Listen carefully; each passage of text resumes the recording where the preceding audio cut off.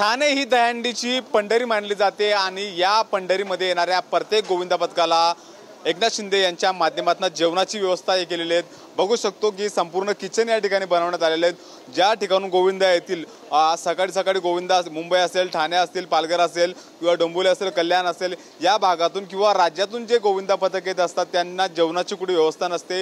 यासाठी एकनाथ शिंदे यांच्या माध्यमातून या ठिकाणी छोटं किचन बनवण्यात आले आणि जे कोणी गोविंदा असतील ते इथं 2 घास खाऊ शकतात। ज्याप्रमाणे वारकऱ्यांना जेवण दिले जातात पंढरपूरमध्ये, त्याचप्रमाणे इथं सुद्धा जे गोविंदा पथक आहे त्यांना सुद्धा या ठिकाणी जेवणाची व्यवस्था करण्यात आलेली आहे। सब डाळ असेल, भात असेल, त्यासोबतच चपात्या असतील, या सुद्धा या ठिकाणी बनवण्यात आलेल्या आहेत। मोठा बंदोबस्त जेवणाचा या ठिकाणी करण्यात आलेला आहे। किती लोकांचं जेवण या ठिकाणी असणार आहे? 7,500 ते 7,000। 7,500 ते 7,000 लोकांचं जेवण या ठिकाणी असणार आहेत आणि आपण बघू शकतो की एकदम चांगल्या दर्जाचं जेवण या ठिकाणी असणार आहेत। जे गोविंदा पथक येतील जेवण करून जातील, कोणीही उपाशी गेले नाही पाहिजे अशी अपेक्षा या एकनाथ शिंदे यांची असते आणि नेहमीच त्यांचा पुढाकार असतो। गोविंदा पथकांना भरघोस मोठ्या प्रमाणावरती बक्षिसांचं वितरण सुद्धा केलं, त्याप्रमाणे त्यांची काळजी सुद्धा घेतली जाणार आहे। त्यासाठी ही त्यांच्याकडून विशेष तयारी करण्यात आलेली आहे। ही कुठली भाजी आहे सांगाल? चवली बटाटा। काय काय नियोजन केलं गोविंदा पथक जेवणासाठी? दाल फ्राय, राईस आहे, लोणचं, पापड आणि चवली बटाट्याची भाजी।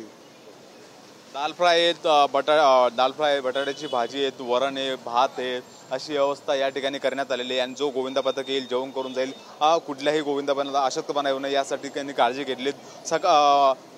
सकाळपासून गोविंदा पथक ठिकठिकाणी जात असतात, त्यांना कुठली जेवणाची व्यवस्था नसते। त्यासाठी एकनाथ शिंदे यांच्या माध्यमातून या ठिकाणी जेवणाची व्यवस्था या ठिकाणी असते। त्यासोबतच त्यांना चांगलं पाणी सुद्धा या ठिकाणी दिलं जातं।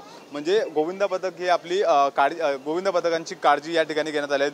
ठाणे हे दहीहंडीचं पंढरपूर मानलं जातं आणि या ठिकाणी ही त्यांची व्यवस्था संपूर्ण करण्यात आलेली आपल्याला पाहायला मिळते। बघू शकतो की या ठिकाणी राईस सुद्धा या ठिकाणी करण्यात आलेले आहेत। काही नाश्त्याला सुद्धा या ठिकाणी पदार्थ बनवण्यात आलेले आहेत। बाहेर सुद्धा बघितलं तर स्टॉल मांडलेले आहेत। पूर्ण जे जसे लोक येतील तसतसे गोविंदा पथकांना जेवणाची व्यवस्था या ठिकाणी ही करण्यात येणार आहेत। आपण बघू शकतो की बाहेर सुद्धा आता सकाळची वेळ नाश्त्याची, त्यासाठी ही विशेष नाश्त्याचं या बंदोबस्त या ठिकाणी करण्यात आलेले आहेत। आपण तिथला सुद्धा आढावा घेणार आहोत। याच ठिकाणी टेमी नाक्यावरती दिघे साहेबांची अंडे असणारे, मानाची अंडे असणारे आणि या दहीहंडीला अनेक लोक या ठिकाणी उपस्थित येत असतात, त्यासाठी संपूर्ण व्यवस्था या ठिकाणी करण्यात आलेली आहे। आपण बघू शकतो नाश्त्यासाठी काय व्यवस्था या ठिकाणी करण्यात आली। या ठिकाणी थोड्याच वेळामध्ये नाश्त्याची व्यवस्था गोविंदा पथकांना करण्यात येणार आहेत आणि जो गोविंदा येईल तो नाही बक्षीस मिळालं चालेल पण पोट भरून जाईल अशी व्यवस्था या ठिकाणी करण्यात आलेली आहे। सर्व गोविंदा पथकांसाठी अन्नछत्र असं या ठिकाणी ही करण्यात आलेले आहेत आणि टेंबी नाका मित्र मंडळ यांच्या मार्फत हे नियोजन या ठिकाणी करण्यात आलेले आहेत। आणि आता थोड्याच वेळामध्ये दहीहंडीला सुरुवात होणार आहे आणि या ठिकाणी ही उत्साह जल्लोष आपल्याला पाहायला मिळणार आहे। कॅमेरा पर्सन योगेश मी हिरा ढाकणे, TV9 मराठी, ठाणे।